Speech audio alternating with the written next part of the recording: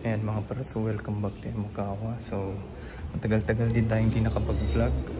Ngayon, it's a special day sa atin dahil meron naman tayong bagong motor na idadagdag sa ating lineup. So tara mga par, tingnan natin. Andito pala tayo ngayon sa Wheeltech Lapu-Lapu. Ayan. So may Makawa in the house. Ayan. Tara, silipin natin ang aming bagong motor. Ito na siya mga par, ang ating bagong motor, ang 2025 Honda CBR 650R. Ayan. So ito yung e-clutch version. So makikita nyo mga par, bago na yung TFT niya. And then yung headlight niya, new styling na rin compared dun sa previous generation. Ayan. Poging-pogi, diba? And then yung tail section niya mga par, ayan, ito. Sobrang pogi na, ang angas na. Ayan, kita nyo ba? Wow, ganda no? And then, ang nagustuhan ko rin sa kanya mga par, ang kanyang kulay. Red, a combination of red, blue, and white. So, Fireblade talaga siya. Baby Fireblade. Ayan, tingnan natin sa angle na to. Ayan. So, don't worry mga par, dahil in-depth review natin to. Ngayon, sobrang excited ko lang kasi from Yamaha MT-03 upgrade na tayo to 650cc. Ayan. So partner na kami ni Airpat. Ganda no? So isa rin sa nagustuhan ko nito ay ang kanyang riding position. Relax lang siya. Hindi siya ganong sub-sub. Ganda lang tangko. Ayan. Solid. Ayan, mga buttons for maneuvering dito sa TFT dash. And kill switch, hazard, Showa suspension. Ayan. But don't worry mga par, in-depth review natin to soon. So importante ngayon, bayad muna tayo and then activation time. Okay naman.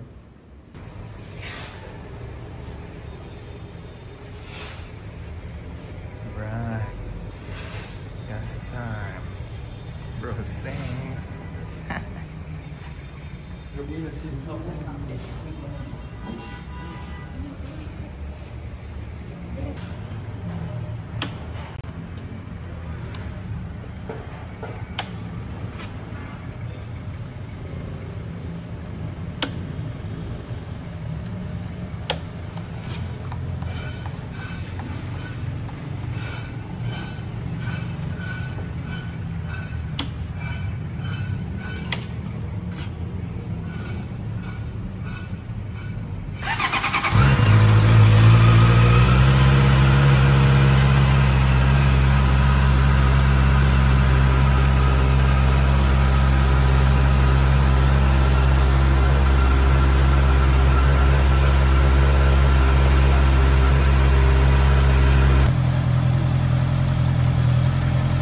Andar mga par, sobrang bango.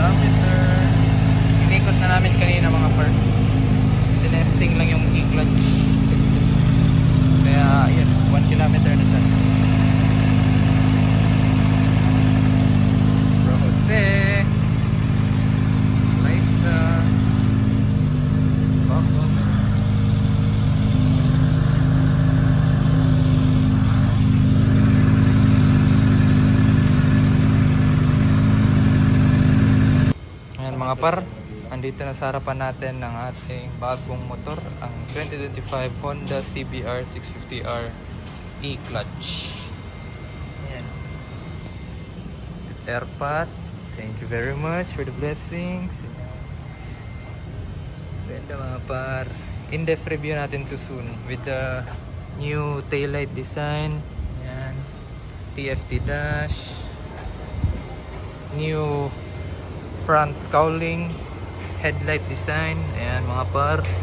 So napaka-pogi with this Honda Racing red colorway. So kahawig niya ang kanyang mga kuya na CBR 1000 RRR at saka yung CBR 600 RR.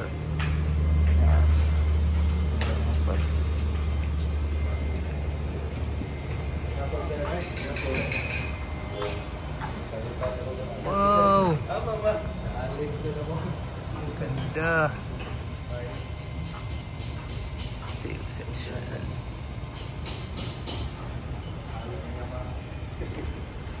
Thank you Wiltec, thank you Bro Carlo. Ayan. Ito mga par, so sample ng e-clutch on natin. Ayan. So, ayan ang clutch, neutral. So, gear 1.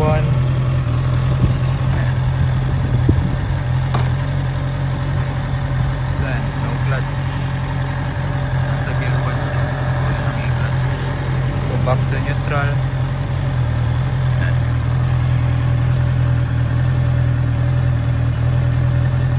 Pwede rin nating i-off ang e-clutch mga par. So punta lang tayo sa settings. Ito. Ayan. And then press lang itong button dito. Ayan. Honda e-clutch. Right. Honda e-clutch. Ayan. Kung gusto nating i-off, down lang natin. Ayan. Off na yan ang e-clutch. Meron din siya mga settings sa e-clutch niya. Hard, medium, soft. So, pag-aaralan pa natin yan sa mga upcoming days mga par. So, ito, naka-off ngayon. So, ayan. Kapag namitan natin ang clutch and then gear 1, so activate na yan. Pero, based on Honda mga par, kapag pinatay natin yung ignition and then i-on natin balik yung motor. So, marireset siya. So, turn on na naman yung e-clutch niya. So, dahil yan sa stock ECU configuration niya.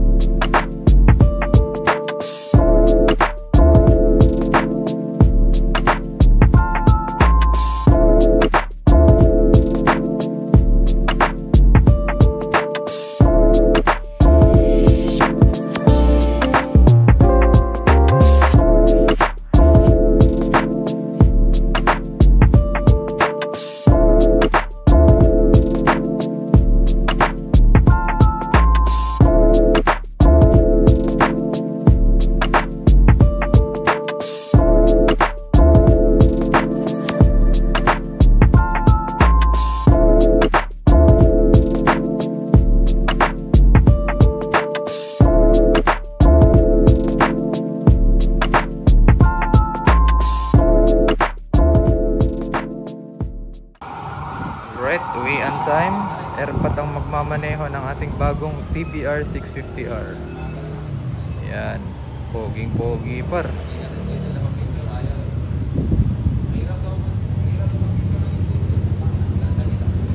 Another blessing.